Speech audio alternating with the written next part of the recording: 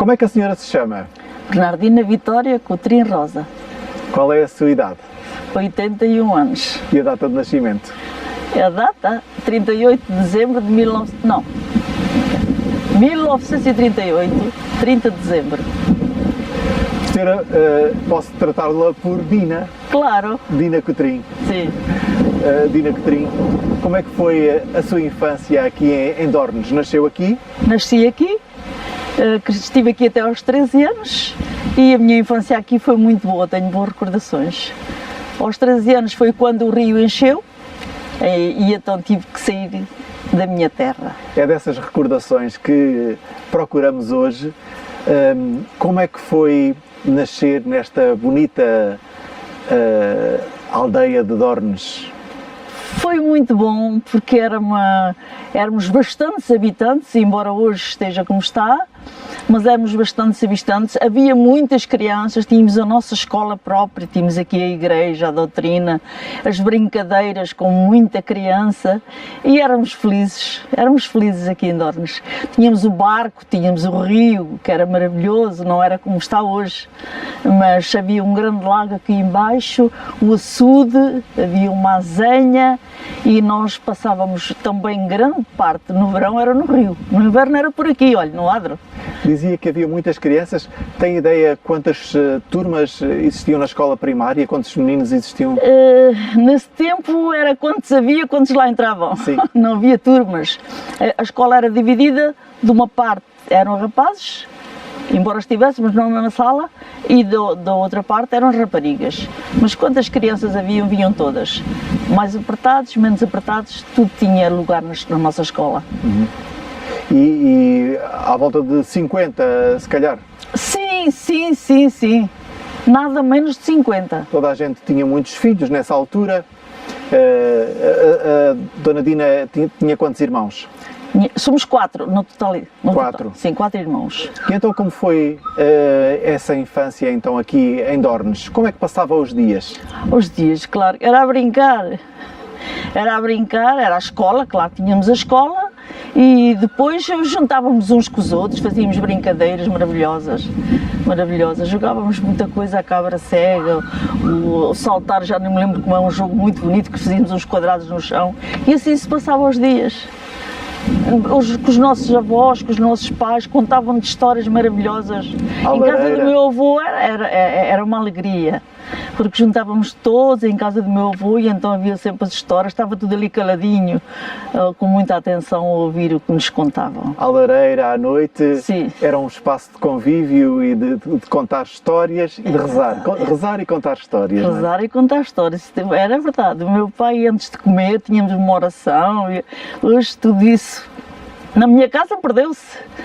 Em muitas não se perdeu, mas na minha sim. E onde é que era a sua casa? A minha casa, olha, era mesmo ali naquela prainha. Aquele lar que está ali a ver aquelas pessoas, era a casa dos meus pais. Às vezes ainda se vê ali um bocadinho da sua casa. Sim, eu costumo lá ir sentar-me um bocadinho. Senta-se lá. Sento-me lá com os pés na água e fico ali imenso tempo. É tão bom. Sente aquela nostalgia. Sim. E lembra-se de que parte da casa é essa que aparece?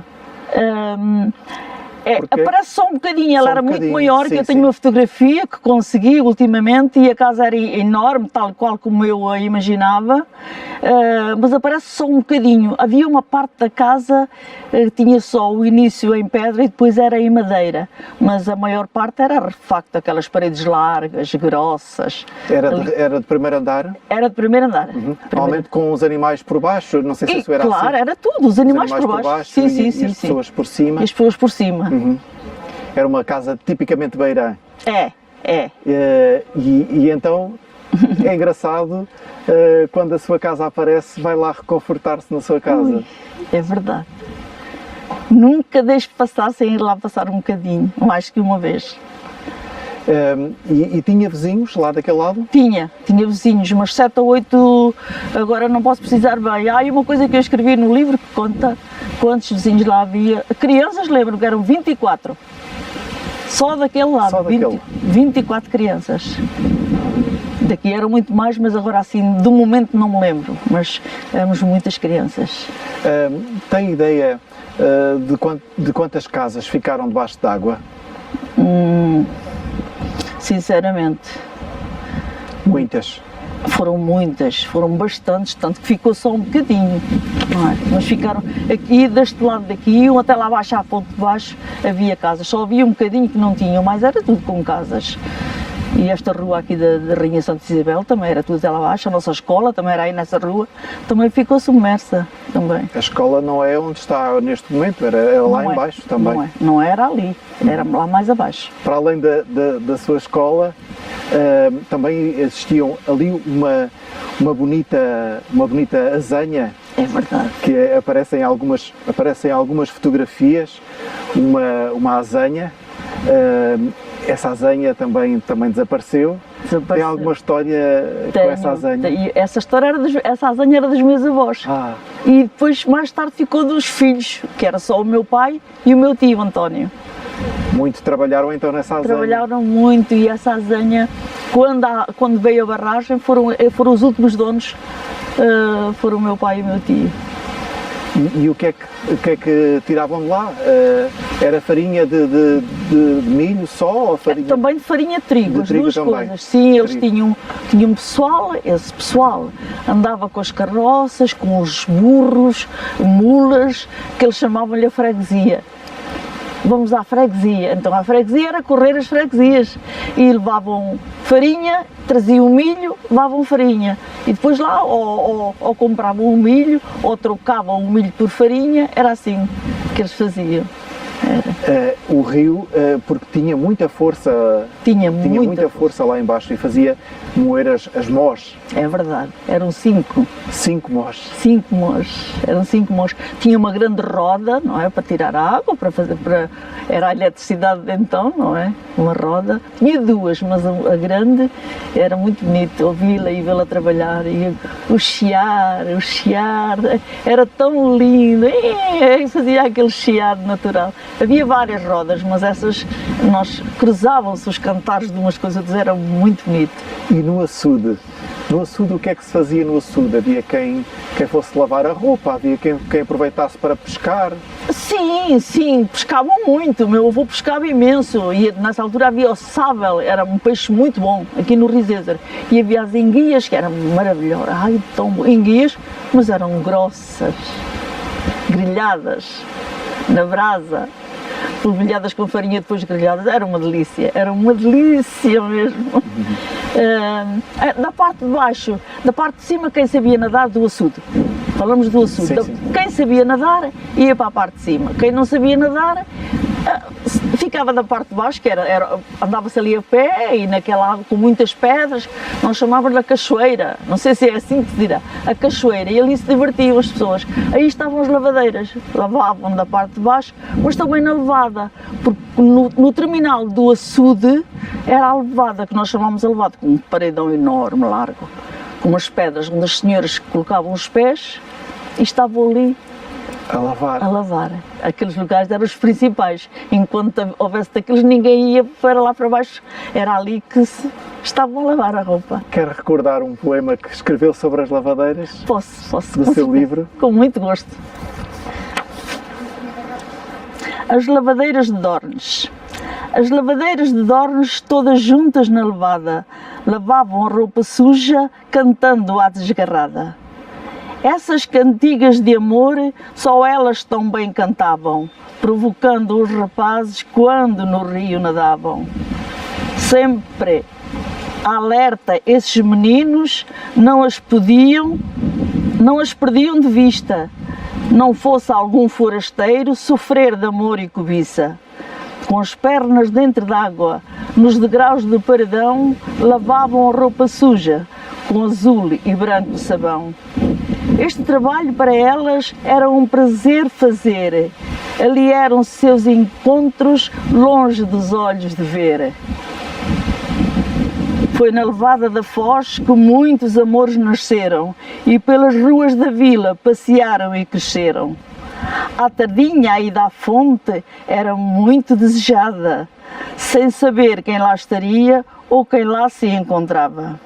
sentadas no muro da fonte, de lousa todo empedrado, enquanto o cântaro enchia, falavam com o bem-amado.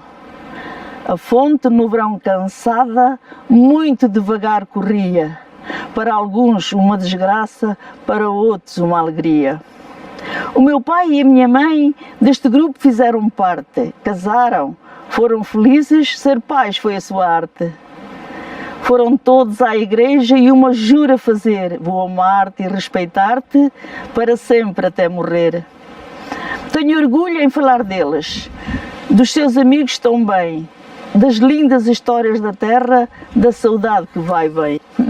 Fala aí de uma fonte, onde era essa fonte? Era a fonte de baixo, que vinha dali aquela estrada e lá embaixo fazia uma curva que vem aqui, é a continuação da rua Rainha Santa Isabel. Era mesmo lá ao fundo, junto à ponte romana. Sim, íamos agora falar dessa ponte romana.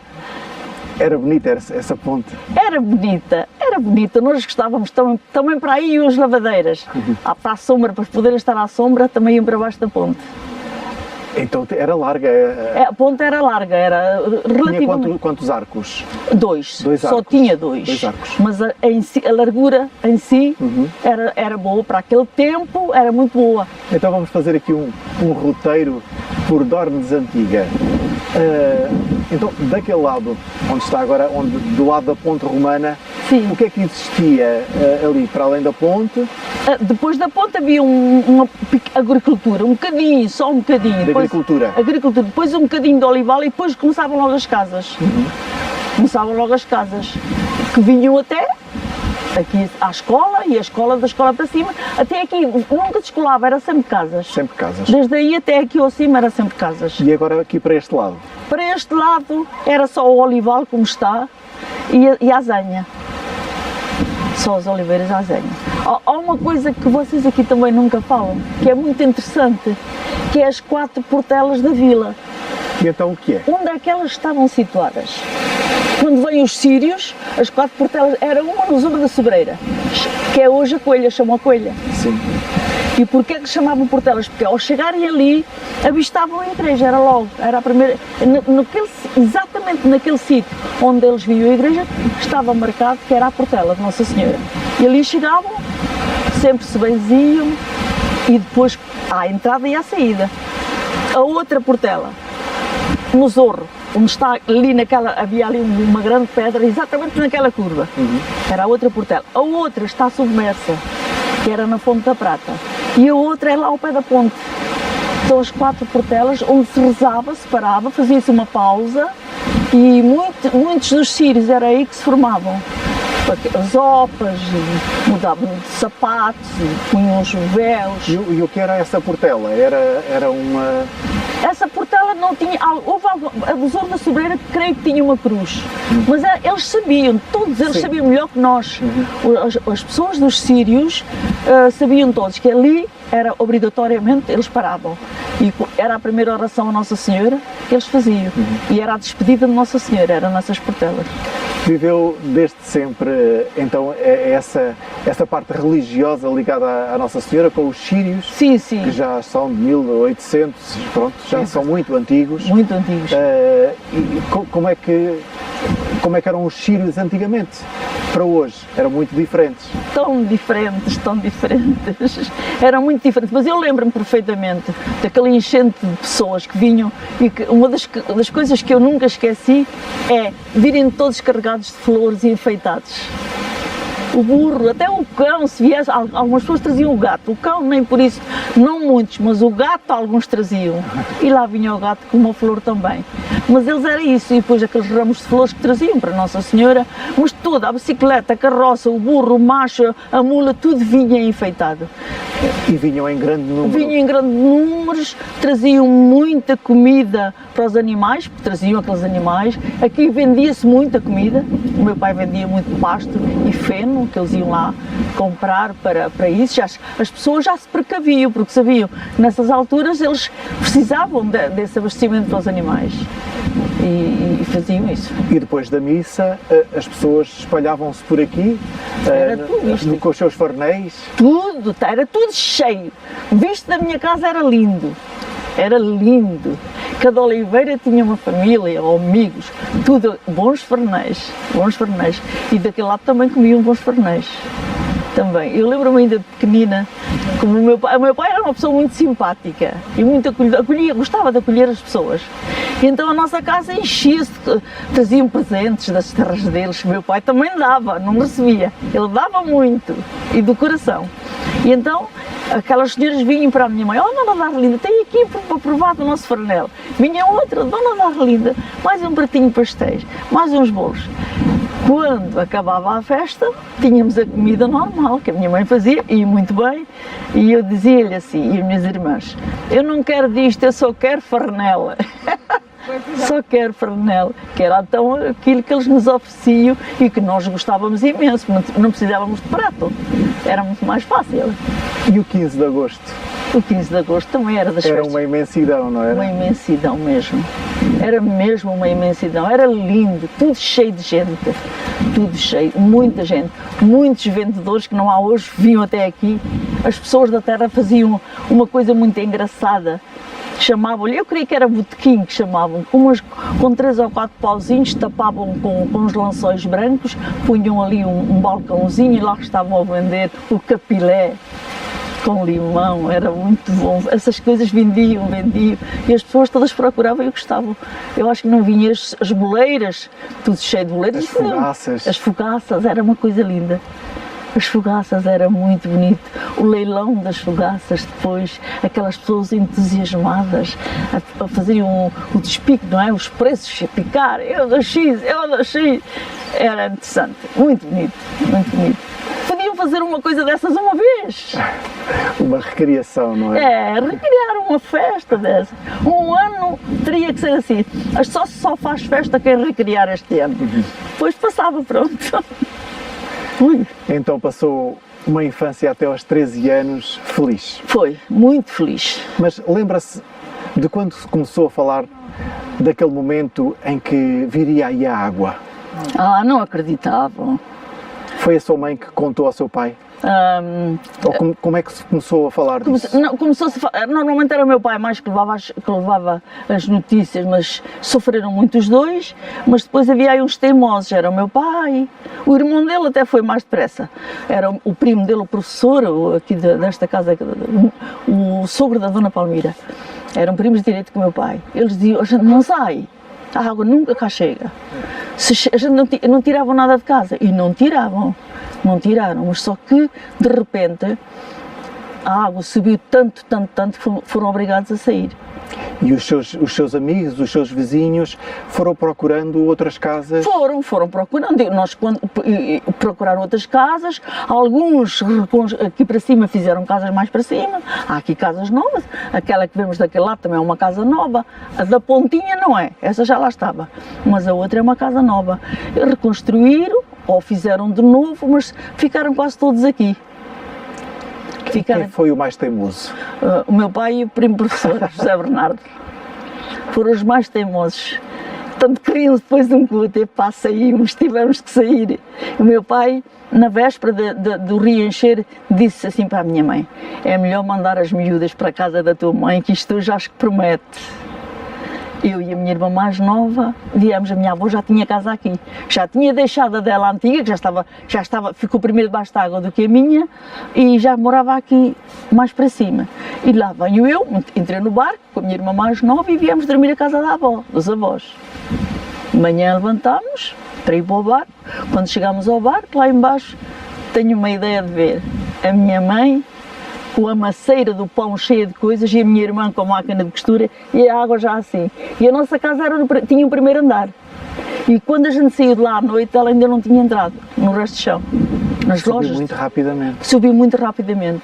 Mas era assim a única maneira, porque inclusivamente nas escrituras estava dito que só a água é que desapossava os proprietários. Mais nada, mais ninguém os podia de lá tirar. E deram meia dúzia de tostões pelas casas e pelos terrenos? Claro. Deram muito pouco? Deram pouquíssimo. Eu lembro-me do meu pai nessa altura, não chegou a 90 mil escudos. E ele tinha tantos terrenos. Ainda tenho lá um restinho lá para os lados do beco, ali daquele lado. Ainda lá está um bocadinho, mas tínhamos muito terreno mesmo, muito. Faço ideia, a aflição das pessoas a ver as suas hortas, a ver as suas casas. Choravam imenso, choravam muito, juntavam-se muitas vezes ali, aqui embaixo na praça, a gente chamava a praça, no cruzamento chamava-se a praça, ali era o ponto de encontro, ali então a saída da missa era ali que toda a gente desabafava e falava muito sobre as suas vidas, aquilo que perderam, o que achavam que era injusto, ali realmente debateu-se muita coisa, não valeu de nada, mas pronto, desabafavam o seu coração. Desabafavam. Por exemplo, aqui neste lago, agora vou chamar a este lago o que eles chamavam então. Dizer, este lago aqui escondeu as nossas belezas, tudo o que nós temos, os nossos segredos, as nossas maravilhas estão ali debaixo. É o lago da saudade. Vai ficar para nós o lago da saudade. Tudo o que nós queríamos ver, não temos, está lá. Então olhavam para o lago para matar a saudade do que lá ficava debaixo. E conheceu alguém que não teve a coragem de voltar a ver a sua casa, de voltar aqui, que foi para longe, que foi para a capital, se calhar. Houve alguns que foram para a capital, ou que foram para a vila, ou foram para a Vila de Rei. Ver a casa não podiam ver, porque ela estava debaixo da água, mas não é? não tiveram coragem de voltar à terra. Não tiveram coragem. Houve uma altura, parece que sim, conseguiram ver até essa ponte. Eu não estava cá, que eu vivi muitos anos em África e estava lá quando me disseram que a ponte estava à vista, fartei-me de chorar, porque queria ver a fonte, eu queria ver a fonte. Não era bem a ponte, era a fonte. A sua fonte. Era a minha fonte, era tão lindo. Faziam ali as festas de São João. E então a minha mãe com as amigas dela, naquela altura, com 30 e tantos anos, eram divertidas, muito alegres. E a gente, os miúdos, andávamos sempre atrás deles. Dornes tem dois lados. Pois tem. E daquele lado, o que é que existia daquele lado? Daquele lado existiam as casas que estão ali. Ali não ficaram debaixo de água. Aqui não houve casas submersas. Só houve uma casa que ficou submersa, que era a casa do Braqueiro. Porque antigamente era aqui. Está a ver, eu soube hoje que a ponte velha de Valdaúrça que foi construída em 1885. Portanto, em 1950 desistiu, já não havia, já começou a ficar baixo. E era só aqui é que era a passagem. Daí haver aqui o barqueiro e outro açude. Havia o barqueiro que fazia o transporte das pessoas para a Sertã, para Sernache, tudo o que ia para aquele lado era aqui embaixo que se fazia. Com o barco Três Tábuas. Exato, o barco Três Tábuas. É, o barco Três Onde passavam os animais e as pessoas tudo. E tudo. E aquilo servia para tudo. E mais para este lado, não existia assim nada? Aqui para este lado existia uma coisa muito interessante que eu me lembro perfeitamente, que eram os fornos da Cala. Ah, sim. Os fornos da Cala. Vinha lá de cima a lenha, as coisas para ver, sabe que vinha através de um cabo. Eles lá em cima punham a minha mãe diz que chegou a trabalhar nisso para ir lá levar os ganchos acima. Tinham os ganchos, penduravam o molho de lenha que vinha ali, ou lenha, ou mato, para abastecer os fornos da Cala. Sim. Que aquilo era preciso. E os fornos do carvão. E então vinha lá de cima, num cabo é que vinha isso. E mais adiante havia uma grande areal, a Praia da Areia Branca. Uma praia em Dornes. Mas essa praia era frequentada por gente. Aqui eram as pessoas mais simples, faziam barulho. Ali não, ali era gente. Era gente. Já havia, se calhar, as filhas do Dr. Real, se calhar, provavelmente? Sim, a Dona Violante falavam tanto disso e tinham fotografias, que eu conhecia bem essa família e muitas vezes via as fotografias daqui tiradas nesta praia. E cozinhavam, traziam as empregadas e cozinhavam ali, várias famílias juntas. E aí se fazia boas caldeiradas. O meu avô paterno também se juntava para aí um bocadinho, também. Dona Dina, então, agora recordando fazendo este retrato, esta memória ao passado, à velha Dornes, o que é que lhe traz assim mais saudade? Eram as pessoas, eram as... Era a casa da minha avó. A casa da minha avó. Eu gostava imenso das crianças, eu gostava muito de brincar, mas nós éramos 8 primos. E realmente eu nunca vou esquecer. Era tão divertido. E depois o meu pai era divertido, os meus tios também e o meu avô também. Por isso é que também é divertida? Talvez. Eu gostava de viver. E onde era a casa da sua avó? A casa da minha avó era em frente, é depois da escola. A escola era mais ou menos onde está aquela barraquinha dos barcos. Sim. E depois havia um terraço onde a gente brincava, que era ao largo da escola, e era a casa da minha avó logo a seguir. Em frente era a da professora, a minha prima também, Cotrim. Somos todos Cotrins. Maria José Cotrim e a do irmão, José Bernardo Cotrim.